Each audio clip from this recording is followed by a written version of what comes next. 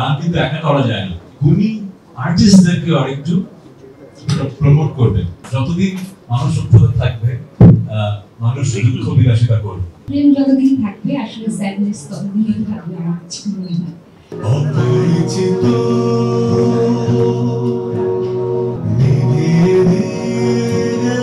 অসংখ্য মানুষের হৃদয়ে যোগান দিচ্ছে, আমি সেলিব্রিটি হয়ে উঠতে পারি। তখন রিয়েলাইজ করলাম যে আসলে আর্টিস্ট সেলিব্রিটি খুব জরুরি।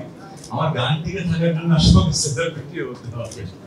তারপর অনেক কাজ করেছি যেটা হয়তো শিল্পী সত্তার বাইরের কাজ, যেটার কারণে হয়তো সেলিব্রিটি হতে পেরেছি। কথা এই কারণে বলছি, ওই যে ছেলেটা এখানে বসে আছে সাজিদ সরকার, সে যদি অন্য কোনো দেশে মিউজিক প্রডিউসার হতো তাহলে কিন্তু সে কিন্তু সেলিব্রিটি।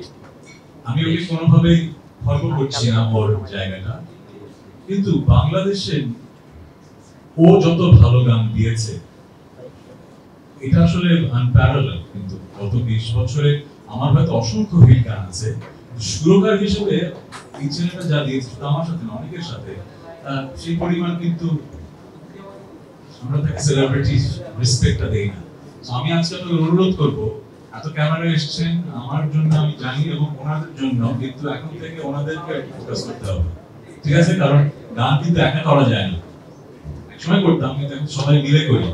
সো আমি সব জায়গায় এটা বলার চেষ্টা করি, গুণী আর্টিস্টদেরকে আরেকটু প্রমোট করবেন, শুধু সেলিব্রিটিদেরই কভার করবেন। তাকে দিয়ে আমরা সবাই চাই, কিন্তু আমরা আসলে শিল্প চর্চার কথা বলি। আর চন্দন ভাইয়ের কথা কি বলবো, ইজ আ ব্রিলিয়েন্ট মেকার। আমি ভিডিওটা এখনো পুরোপুরি ঠিক মতো দেখিনি, কিন্তু আমি জানি আমার উপর আমার আস্থা আছে, আমার আস্থা আছে এই ভিডিওটা অনেক অনেক ভালো হবে, কারণ সেটআপটা দেখে আমার খুব ভালো লেগেছিল।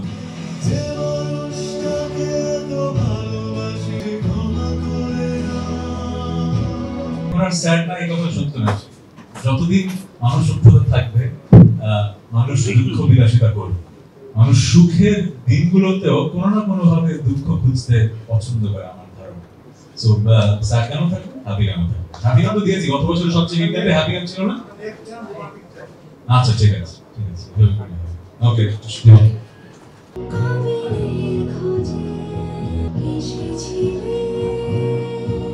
First of all, thank you so much. ভাইয়া এত সুন্দর কথা বললো। তারপর আমি নিজেও আসলে গানটা লেখার জন্য খুব অপেক্ষা করে বসে আছি, এবং আপনাদের সবাইকে অনেকদিন পর একসঙ্গে দেখে খুবই ভালো লাগছে আমার।